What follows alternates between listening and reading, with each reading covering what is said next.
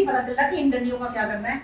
मैं तोड़ तो देती हूँ, पता नहीं दोबारा सूख जाएंगी कि नहीं। मुझे ज़रा प्लीज़ बताएं कि ये मुझे जली कटी सब चीज़ें मैं फेंक रही हूँ और मुझे मज़ा नहीं आ रहा है इनका। ये तो मेरा बेचारा डंडा भी बस मशीन बेटी, इसको ज़रा ऐसे फेंक देना।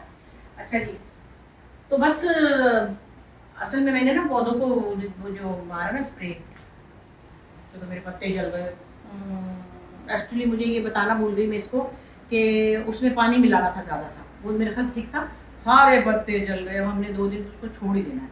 बढ़िया, ये मालन बनने का शौक आ रहा था, इसके साथ भी खाया हुआ था मैंने। तो खैर, मैंने एक दिन अभी बात सुनी बड़ी ज़बरदस्त क्या मतलब, मैं देख के चुपी हो गई। मैं कहीं पता नहीं बैठी हुई थी, वहाँ पे कुछ यंग बच्चियाँ थी, कहने लगी कि भाई कल मेरी अपनी अम्मी से लड़ाई होगी। अम्मी से लड़ाई होगी? हाँ यार, I had a fight with my mom. वो कुछ बताने लगी। मैंने दिल में सोचा ये क्या लैंग्वेज है, माँ से लड़ाई तो नहीं होती, माँ से तो डांट पड़ती है, और आगे से आप अगर उसको जवाब देंगे तो वो तो बदतमीजी है। तो ये एक मुहावरा है जो मैंने सुना बाहर से, बाकी कुछ चीज़ें ऐसी आई हैं वैसे, जैसे कहते हैं ना, she is mad on me, यानी कि वो मुझे पागल होगी, my mom she was mad at me. तो कुछ लैंग्वेज में चीज़ें ऐसी आ गई हैं, या कहने की I have no money, I have no money. तो ये वहाँ की चीज़ें ऐसी आ गई कि जो हमारे यहाँ पहले नहीं होती थी। हमारे यहाँ ये रिवाज नहीं था कि किसी को बताएं कि हमारे पास पैसे नहीं है, या I am out of money, और फलाना मेरा बैंक खाली है, लोगों को थोड़ी बताना होता है। और दूसरे अपनी अम्मी से लड़ने का क्या मतलब है कि I had a fight with my mom? ये तो बहुत गलत बात है, ये तो टर्मिनोलॉजी ही ठीक नहीं है। सो मैं इसलिए कह रही हूँ कि ये जो बच्चे बोल रहे हैं ना, उनको ज़रा ख्याल रखना होगा कि ये बात नहीं करनी आपने। हाँ, आपकी अम्मी से नाराज़गी हो सकती है, आपकी अम्मी आपको डांट रही हो, आपको वो अच्छा नहीं लग रहा, वो और बात है कि आप चुप कर जाते हैं, जैसे करते थे, मुँह बना लिया। कभी कभी दिल में मैं सोचती थी मेरी अम्मी सौतेली होंगी, तभी तो मुझे उन्होंने इतना डांटा, तो थप्पड़ भी लगाए थे। कितनी गोरी है ये, तो बिल्कुल अंग्रेज़ों की तरह, मेरे से तो उनके रंग में नहीं मिलता। तो फिर ज़रूर मैंने अपनी सहेली के साथ को कहानी बना ली थी ना। लेकिन मेरी मजाल नहीं थी कि मैं अपनी अम्मी से यूं करके लड़ती। ये लफ्ज़ ही मुझे समझ नहीं आ रहा कि माँ से लड़ाई हो गई है। ये कैसे हो सकता है आपकी माँ से लड़ाई हो? बहनों भाइयों में लड़ाई होती है, वो भी हमारे यहाँ को मार पिटाई नहीं होती थी, हम लोग ऐसे लड़ लेते थे। जैसे सुमन आपा बड़ी शिकायतें लगाती थी उसको, और मैं अपने भाई के साथ मार पिटाई करती थी। हम दोनों ऊपर तले के थे ना, और मेरे में थी जरा लड़कों वाली चीज़ें। बाकी मैं अस्मा को नहीं मारती थी, अस्मा को मैं कमरे में नहीं आने देती थी। बाजी से और सुंबल से तो लड़ाई का सवाल ही नहीं था, तो बड़ी थी। तो हमारे घर में ये चीज़ें नहीं थी, बदतमीजी और झगड़ा और चिक चिक चिक चर चर चर चर चर। ये ज़रूर था कि सुंबल आप जब शिकायतें लगाती थी ना, तो मैं अम्मी से कहती, मैं उसको कहती थी, मतलब तुम हांडी में डोई चलाती हो तो वो मम्मी इसको देखें, वो चीज़ें होती है। लेकिन लड़ाई नहीं होती थी। खैर, लड़ाई अच्छी चीज़ नहीं है, लड़ाई से बुरा फील होता है। मैं आपको बता दूँ कि कभी कभी कुछ किसी की बात बुरी लग जाए ना, तो मैं चुप कर जाती हूँ, मैं आगे से लड़ नहीं सकती। हाँ, मैं कभी कभार बहुत अपने प्यारे दोस्तों से शिकवा कर लेती हूँ कि देखो ये तुमने तुमसे इतना प्यार करते तो तुमने ये कहा, तुमने ये किया, तुमने पूछा नहीं था। ठीक हो जाते हैं आपस में, लड़ाई नहीं होती कभी। लड़ाई की तो समझ नहीं आती कि लड़ते कैसे लोग। इसमें गुस्सा बहुत बुरी चीज़ है, और गुस्सा जो है वो आपको फिर कंट्रोल नहीं करने देता अपने आप, उसमें आपको भूल जाता है। बाद में आप कहते हैं ओ मैंने पता नहीं क्या क्या कह दिया। मैं नहीं करती किसी को गुस्सा के चीखूँ। हाँ, वो और बात है, मैंने बशीर को एक दिन डंडे से मारा था। हंस रहा है। मैं कभी कभी करती हूँ थोड़ा सा गुस्सा, क्या है ये, उसके बाद गुस्सा करने से ना मज़ा नहीं आता है बहरहाल। तो मैंने कहा चले बहुत दिन हो गए मैंने आपसे बातें नहीं की थी, तो आज भी मैं बैठी लेकर। और ये देखिए कितने मज़े का सूट है, मुझे इज़निक ने भेजा था। मैंने और भी 3-4 सूट भी देखे, बड़े प्यारे थे, तो दुपट्टा मैंने अपने पास से लगा लिया। मुझे कहना बस आज मौसम भी अच्छा है, देख के बड़ा मज़ा आ रहा है। ज़रा क्लाउडी हो गया है ना, आज एसी में ठंड भी लग रही थी। हाँ जी, मुझे लगता है कि अब एसी बंद करना पड़ेगा, हवा में पंखा चला के छोड़ सो जाऊँगी आराम से। अस्सलाम वालेकुम जी, गैर हाज़िरी की माफ़ी। बस कुछ मसरूफियत भी थी और कुछ ऐसा मौका ही नहीं बना कि मैं आपके साथ बातचीत करती। कल भी कुछ ऐसा था कि कोई बैंक के काम थे, फिर रात को उर्वा के घर में खाना था, तो हम सब इकट्ठे थे।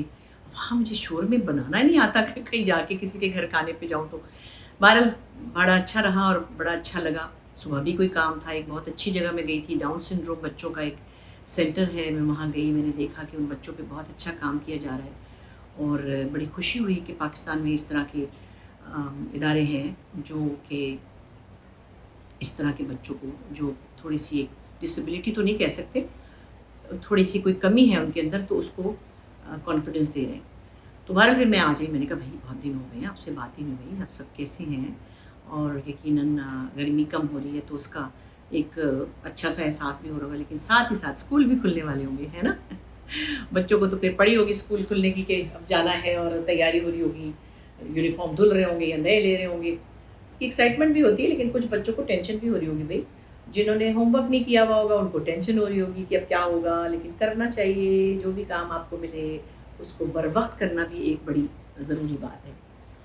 خیر پچھلے دنوں میں دیکھ رہی تھی کہ آپ بھی سب کچھ دیکھ رہے ہیں, ہم بھی دیکھ رہے ہیں, ظلم ہوئے جا رہے ہیں. پھر پہلے موٹر وے والا ہوا, پھر ایک اور جگہ پہ ہوا, پھر ایک اور وہی میاں بیوی, یعنی کوئی اب اپنے میاں کے ساتھ بھی محفوظ نہیں ہے. یہ عجیب بات ہے, کتنے افسوس کی بات ہے کہ اس بیچارے میاں کو باندھ دیتے ہیں یا اس کو ڈرا دیتے ہیں یا جو بھی کرتے ہیں, پھر غلط ہو جاتا ہے سب.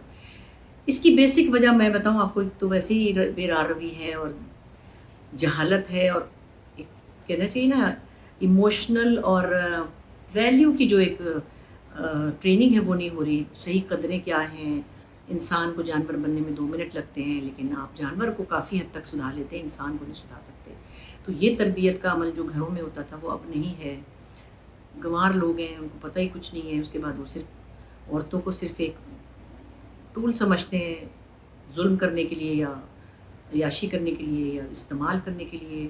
اور یہ کب تک ہوگا پتہ نہیں, جب تک ہمارے یہاں تعلیم کا معیار اچھا نہیں ہوگا, جب تک ہمارے پاس اکنامیکل کنڈیشنز اچھی نہیں ہوں گی جس کی وجہ سے لوگوں کی زندگی بہتر ہو, ان کی فرسٹریشن نہ نکلے اس طرف کو, بہتر برتنا آ جائے زندگی کو. اور یہ سب گن بلا جو ہے اس سے بس کیا بولیں. خیر دوسرے میں دیکھ رہی تھی ایک دن ایک خواجہ شمس سم تھنگ ان کا نام تھا, لائر, ان کو بڑی بے دردی سے قتل کیا. مطلب ظاہر ہے کہ گولیاں ماری تو بے دردی سے ہی ماری ہوگی نا, کوئی پیار سے تو نہیں ماری ہوگی. بہت افسوس ہوا کہ ایسا واقعہ ہوا دن دہاڑے لوگوں کے سامنے, اور ایسے نہیں ہونا چاہیے. لیکن ہر چیز کا دیکھیں ایک بیک گراؤنڈ ہوتا ہے.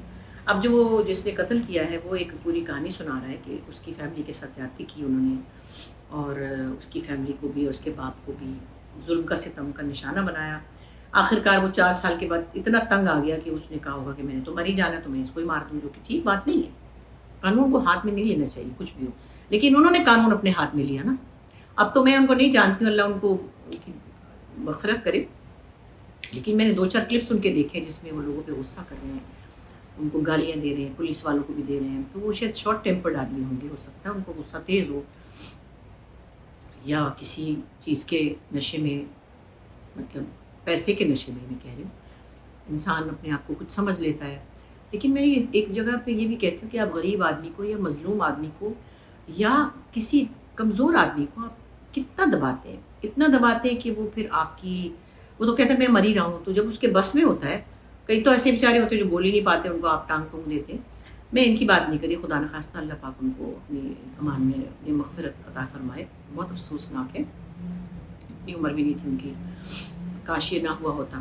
لیکن اوور آل میں کہتی ہوں جب لوگ وہاں پہ گاؤں میں بھی ڈیرے مارتے ہیں کسی کو, یا کوئی پولیس والا بھی کسی کو مارتا ہے مظلوم کو, بے قصور کو, تو جب اس کے ہاتھ میں کوئی مومنٹ آتا ہے تو وہ کہتا ہے میں تو مر ہی گیا ہوں, میں ذرا اس کو بھی مار لوں. یہ جگہ نہیں آنی چاہیے.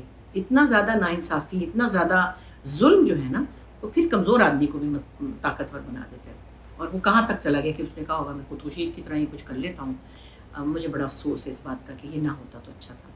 میں نے بڑی پرانی بات ہے, میں نے سنا تھا, سمجھ لیں ہمارے کوئی جاننے والے تھے, بہت بڑے افسر تھے, بڑے پیسے والے لوگ تھے, بڑے انگلش میڈیم تھے, مطلب سوری ٹو سی, کوئی گنوار لوگ نہیں ہوتے, یہ صرف پڑھے لکھے لوگ بھی ایسے کرتے ہیں. تو وہ بہت اپنے ملازموں کے ساتھ مس بہیو بھی کرتے تھے, ان کو ذلیل بھی کرتے تھے, ان کی تنخواہ بھی کاٹ لیتے تھے اور ان کو گالیاں بھی دیتے تھے, جیسا بھی ہوتا ہے پتہ نہیں.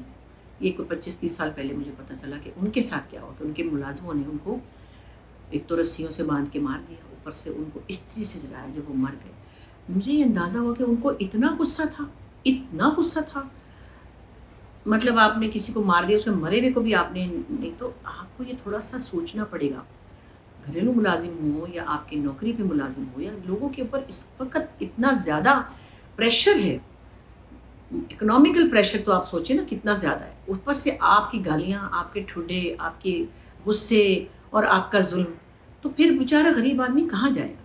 یہ تھوڑا سا سوچنا چاہیے. اپنے ٹیمپر کو ہمیشہ کنٹرول میں رکھنا چاہیے. آپ کو پتہ ہے نا غصہ حرام کیوں قرار دیا گیا ہے، اس میں آپ کے فیصلے غلط ہو جاتے ہیں. مجھے بہت افسوس ہے کہ ایسی جگہوں پہ آ کے لوگوں کو پھر ریئیکشن کا سامنا کرنا پڑتا ہے. دیکھیے موت کا تو دن مقرر ہے، مر تو ہم نے اپنی جگہ پہ جانا ہے. جب ہمارا ٹائم آئے گا پتہ نہیں کیسے مرنا ہے، اللہ کو پتہ ہے. سوئے پہ مر جائیں یا بیماری سے مر جائیں یا کرنٹ لگنے سے مر جائیں یا گاڑی سے خدا نخواستہ مر جائیں، تو وہ تو اپنی جگہ ہے، وقت اٹل تھا، لیکن اس کا جو ریزن ہے وہ بہت ناگوار ہے. سو اللہ کرے لوگوں کی سمجھ میں یہ آ جائے کہ کسی کے صبر کو نہ آزمائیں اور کسی کو اس جگہ نہ لائیں کہ وہ یہ کر لے. عجیب عجیب چیزیں جو ہوئے جا رہی ہیں پچھلے کچھ سالوں سے کہ لوگ اپنے بچوں کو لے کے خودکشیاں کر لیتے ہیں، مائیں بھی کود جاتی ہیں نہر میں، ایک بندہ بھی کود گیا یہاں کہیں. زندگی کسی کے لیے کتنی بڑی سزا بن جاتی ہے. اللہ پاک سب پہ رحم کرے اور ہم اپنی اپنی جگہ بیٹھ کے سوچیں کہ ہم نے کیا کرنا ہے. ہم نے کسی کے لیے کچھ کرنا ہے، کچھ کر سکتے ہیں جتنی بھی ساتھ ہو. میں پھر بھی بار بار کہتی ہوں کہ یہ نہیں کہ کوئی میں کوئی بڑی مطلب لوگوں کو کوئی 50 کروڑ روپے دے سکتی ہوں، لیکن میری جتنی بھی بساط ہے میں کسی 2 بندوں کو بھی اگر ہیلپ کر دوں، کسی ایک کو بھی آپ کر دیں یا کسی کو پڑھائی میں کر دیں، اس کی فیس دے دیں تو اس کو پڑھائی دیں، کچھ تو کریں. لیکن مطلب اس وقت اتنا کام ہے ہماری قوم کے پاس کہ وہ اگر ہم رات دن بھی کریں تو ہمارے لیے وہ کام ختم نہیں ہوگا. ٹھیک ہے یہ ادارے بہت کچھ کر رہے ہیں، لوگوں کی غریبوں کی مدد کر رہے ہیں، پڑھا بھی رہے ہیں. اپنے اپنے طور پہ انڈیویجولی ہمیں بھی تو کچھ کرنا چاہیے، کچھ نہ کچھ تو کرنا چاہیے. کم از کم میں سمجھتی ہوں جو ہمارے آس پاس کے 4 لوگ ہیں ملازم ہی ہمارے صحیح، وہ جو ہماری زندگی چلاتے ہیں، ہم دیکھیں ان کے کیا مسائل ہیں، ان کو ہم ڈانٹیں نہیں، ان کے ساتھ ہم بدسلوکی نہ کریں. ان کے ساتھ یہ نہ کہیں تم نے یہ چیز توڑی تو میں تمہارے پیسے کاٹ لوں گی. چیز تو ٹوٹنے والی ٹوٹ جاتی ہے. میرے سے بھی کئی دفعہ گلاس ٹوٹا ہے تو مگر مجھے افسوس ہوتا ہے اگر کوئی اعلیٰ قیمتی چیز ٹوٹ جائے، لیکن میں یہ نہیں کر سکتی کہ میں تنخواہ کاٹ لوں. یہ ناجائز ہے. اور یہ پرانے زمانوں سے میں سن رہی ہوں، لوگ کہتے تھے اس کی تنخواہ رکھ لو تاکہ اس کا ہاتھ ٹھیک رہے. اب کسی نے اگر کچھ توڑا ہے تو وہ پاگل تو نہیں نا جس کو آپ نے برتن دھونے پہ رکھا ہوا ہے، وہ پاگل تھوڑی ہے جو توڑے گا. ہاں کبھی ہاتھ لگ جاتا ہے، کبھی تھوڑی لاپرواہی ہو جاتی ہے، مگر چیز تو چیز ہے، انسان سے بڑھ کر تو نہیں ہے وہ. خیر ایسی بہت سی چیزیں دماغ میں آتی ہیں، کیا بولوں میں. کتنا اچھا لگتا ہے جب آپ کی اچیومنٹس آپ کے سامنے ہوں اور بس اللہ کا شکر ہی کر سکتے ہیں، ورنہ ہم کس قابل تھے. یہ میں نے آپ کو بتایا تھا شاید کہ فیبرری میں مجھے یو کے پارلیمنٹ نے یہ آنر دیا ہے، award of recognition, and according to them I was the first female artist جس کو انہوں نے محبت سے اوارڈ دیا. خیر مہربانی ان کی، اور کیا.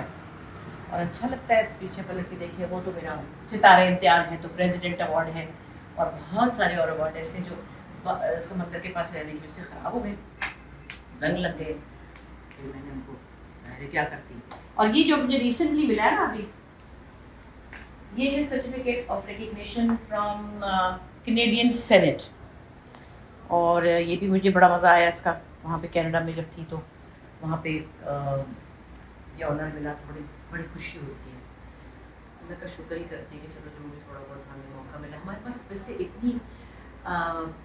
اتنے ایوینیوز نہیں ہیں، ہماری مارکیٹ بھی چھوٹی ہے، ہمارے یہاں اس کی ایکسیپٹنس بھی ذرا دیر میں آئی اور کم ہی ہے.